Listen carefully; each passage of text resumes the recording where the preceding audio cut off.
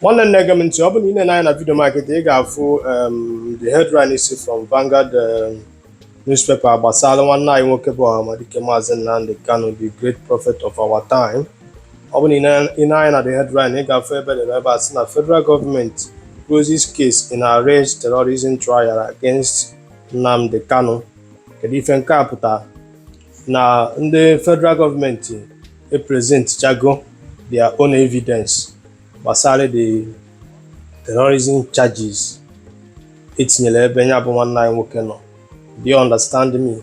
So now the judge is called as a leketa in my game.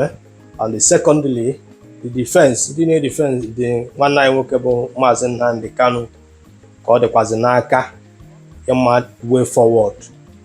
So they don't have provide their own evidence to defend the one night workable Mazi Nnamdi Kanu. Mobuna family found up no case submission. Nyabuna the presentation. If they presented the witnesses and if a federal government presented Nnamdi Kanu was terrorism. Now the two names were any year than the you understand me? So I have no case submission. Do you get my point now? So kana kwazi enanya if I can see can update you no basalinya bon one night okay. Maybe terrorism charges up and down things. Do you understand me?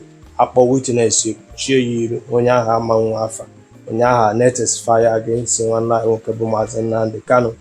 Do you understand?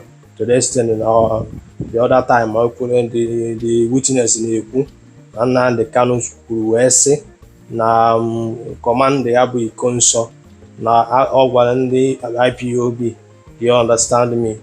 Like G or not because not 1,000 or 2,000 heads way near or something like that. You can see if any now I go back and forth since then. And I get go to conclusion for the federal government that the whole evidence found well Basala Mazi Nnamdi Kanu the issue of terrorism charges. Na fair present Chago Fanchani.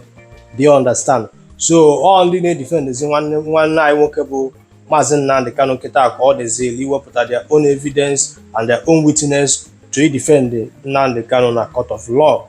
You got to go, but name the case no case submission. Now only na the witness and the evidence the federal government presented a hold water. Is it done that way? Do you understand me? To him case we ratify issue of that terrorism charges kita and bagale na court Cambridge. You got to go, man. No matter what, bela able that na Nnamdi Kanu get 1 million. You got to go. Abagale chago ni fedi na abagale after set and done. Prophecy any in Basara Nigeria. Oh now we are in a face today. Because so go on and share that these people are coming, these people are coming.